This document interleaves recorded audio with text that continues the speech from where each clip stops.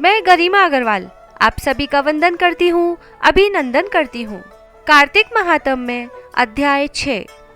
पिछले अध्याय में हमने सुना कि राजा पृथु के पूछने पर नारद मुनि कार्तिक मास में विधिवत स्नान करने की विधि बता रहे हैं। आइए अब सुनते हैं आगे की कथा, जिसके सुनने से सब पाप नाश हो जाएं। कार्तिक महात्म्य का सुने 6वां अध्याय। नारद जी बोले, जब 2 घड़ी रात बाकी रहे तब तुलसी की मृत्तिका, वस्त्र और कलश लेकर जलाशय पर जाएं। कार्तिक में जहाँ कहीं भी हो किसी भी जलाशय के जल में स्नान करना चाहिए। गर्म जल की अपेक्षा ठंडे जल में स्नान करने से 10 गुना पुण्य होता है। उससे 100 गुना पुण्य बाहरी कुएं के जल में स्नान करने से होता है। उससे अधिक पुण्य बावड़ी में और उससे भी अधिक पुण्य पोखर में स्नान करने से होता है। उससे 10 गुना झरनों में और उससे भी अधिक पुण्य कार्तिक में नदी स्नान करने से होता है। और उससे भी 10 गुना पुण्य वहाँ होता है जहाँ 2 नदियों का संगम हो, और कहीं 3 नदियों का संगम हो, तब तो पुण्य की कोई सीमा ही नहीं। स्नान से पहले भगवान का ध्यान करके स्नानार्थ संकल्प करना चाहिए। फिर तीर्थ में उपस्थित देवताओं को अर्घ्य, आचमनीय आदि देना चाहिए। अर्घ्य मंत्र इस प्रकार है। हे कमलनाथ, आपको नमस्कार है। हे जलशाही भगवान, आपको नमस्कार है। हे ऋषिकेश, आपको नमस्कार है। मेरे दिए अर्घ्य को आप ग्रहण करें।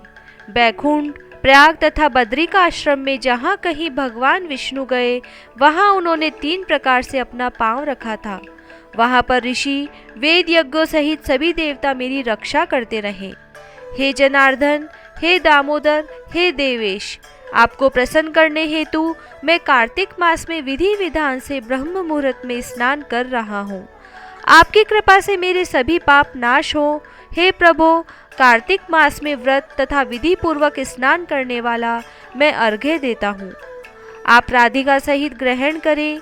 हे कृष्ण, हे बलशाली, राक्षसों का संहार करने वाले भगवान, हे पापों का नाश करने वाले, कार्तिक मास में प्रतिदिन दिए हुए मेरे इस अर्घ्य द्वारा कार्तिक स्नान का व्रत करने वाला फल मुझे प्राप्त हो। उसके बाद विष्णु, शिव तथा सूर्य का ध्यान करके जल में प्रवेश कर नाभि के बराबर जल में खड़े होकर विधि पूर्वक स्नान करना चाहिए। गृहस्थी को तिल और आंवले का चूर्ण लगाकर तथा विधवा स्त्री व यति को तुलसी की जड़ की मिट्टी लगाकर स्नान करना चाहिए। सप्तमी, अमावस्या, नवमी, त्रयोदशी, द्वितीया, दशमी आदि तिथियों को आंवला तथा तिल से स्नान करना वर्जित है। स्नान करते हुए निम्न शब्दों का उच्चारण करना चाहिए। जिस भक्ति भाव से भगवान ने देवताओं के कार्य के लिए 3 प्रकार रूप धारण किया था, वही पापों का नाश करने वाले भगवान विष्णु अपनी कृपा से मुझे पवित्र बनाए। जो मनुष्य भगवान विष्णु की आज्ञा से कार्तिक व्रत करता है, उसकी इंद्रादि सभी देवता रक्षा करते हैं। इसीलिए वह मुझको पवित्र करे। बीजों, रहस्यों तथा यज्ञों सहित वेदों के मंत्र कश्यप आदि ऋषि, इंद्रादि देवता मुझे पवित्र करे।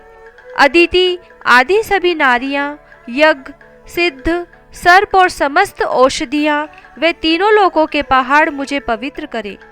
इस प्रकार कहकर स्नान करने के बाद मनुष्य को हाथ में पवित्री धारण करके देवता, ऋषि, मनुष्यों तथा पितरों का विधि पूर्वक तर्पण करना चाहिए। तर्पण करते समय तर्पण में जितने तिल रहते हैं, उतने वर्ष पर्यंत व्रती के पितृगण स्वर्ग में वास करते हैं। उसके बाद व्रती को जल से निकलकर शुद्ध वस्त्र धारण करने चाहिए। सभी तीर्थों के सारे कार्यों से निवृत्त होकर पुनः भगवान विष्णु का पूजन करना चाहिए। सभी तीर्थों के सारे देवताओं का स्मरण करके भक्ति पूर्वक सावधान होकर चंदन, फूल और फलों के साथ भगवान विष्णु को फिर से अर्घ्य देना चाहिए। अर्घ्य देने का मंत्र इस प्रकार है। मैंने पवित्र कार्तिक मास में स्नान किया है।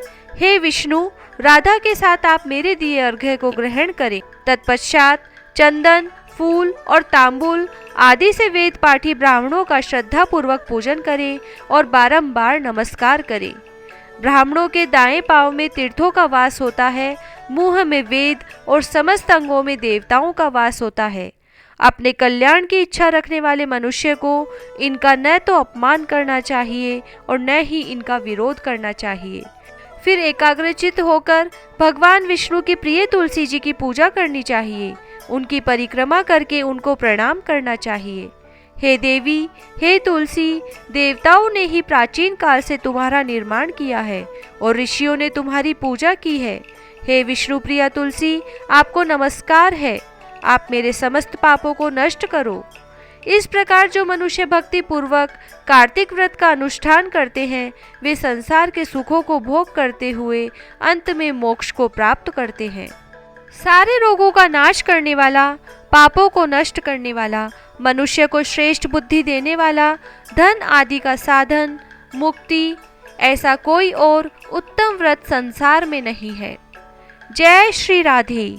छठा अध्याय समाप्त।